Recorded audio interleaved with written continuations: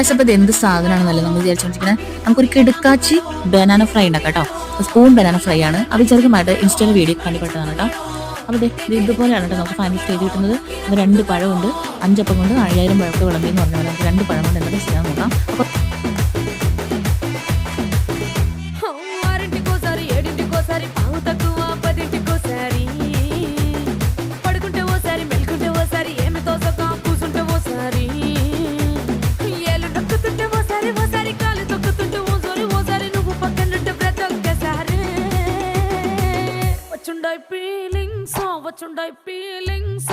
వచ్చి చంపేస్తుండాయి ఫీలింగ్స్ వచ్చుండాయి